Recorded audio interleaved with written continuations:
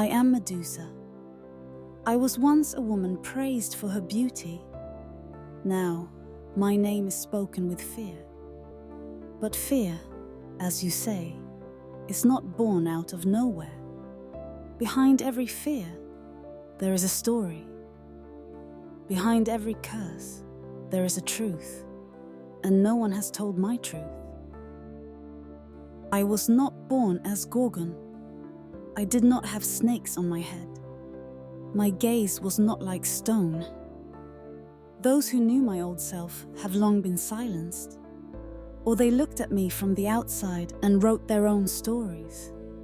Now the time has come to hear my story from me. I was once a young woman serving in the temple of Athena. At the first light of day, I would clean the temple, sing hymns, and try to hear the goddess's wisdom in the silence. Serving the goddess of wisdom, justice, and purity was sacred to me. I believed I was under Athena's protection. Perhaps that was my greatest mistake. That day, the moment that changed everything, I was alone in Athena's temple. The wind howled through the towers, the floor smelled of cold marble, and then Poseidon came, the god of the seas, his unshakable power, the waves of his anger, the darkness of the ocean in his eye. I was afraid of him. The reason for my fear was not the power of the seas. It was what he was trying to take from me. Athena's temple was the goddess's most sacred place. But Poseidon disregarded that sanctity. No words can fully express the pain of that moment. When it was over, the temple was destroyed, and I was broken. When Athena came, I expected a goddess who would protect me. I hoped she would listen to me, understand me, see that I was innocent. But the gods do not distinguish justice from anger. Athena blamed me. For defiling her temple, she punished me. She took my beauty, turned my hair into snakes, cursed my eyes. My gaze became death itself. Poseidon was untouched. He was a god.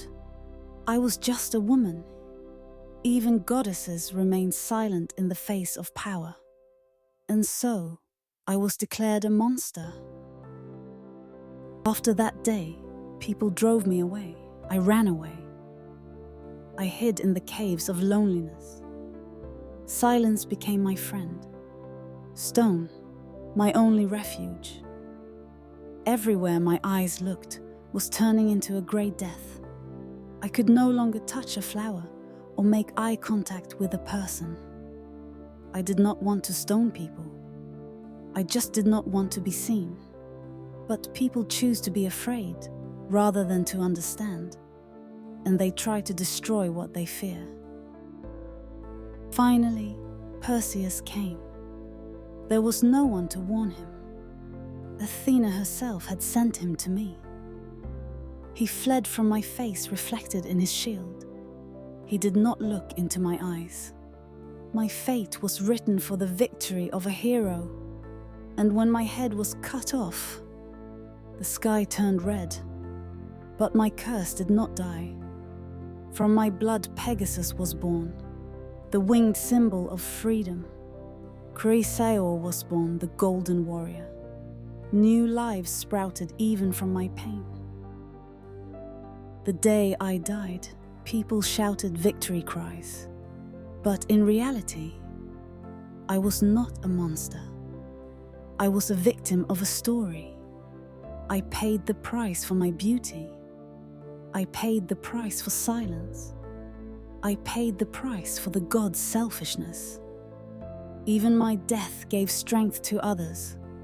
Athena attached my severed head to her shield. She turned my curse into her own power. I am Medusa, the name of fear, the face of the curse, the echo of pain. But know this: every monster was once innocent. Behind every curse, there is a lie. Behind every stone, a broken heart. If you look at me, you will not die. If you understand me, you will be free. Because my story is the story of every woman whose voice was silenced before power, of every person who awaited justice from the gods. I am not a Gorgon. I am the scream of forgotten justice. And in the end, the truth became visible to the eye.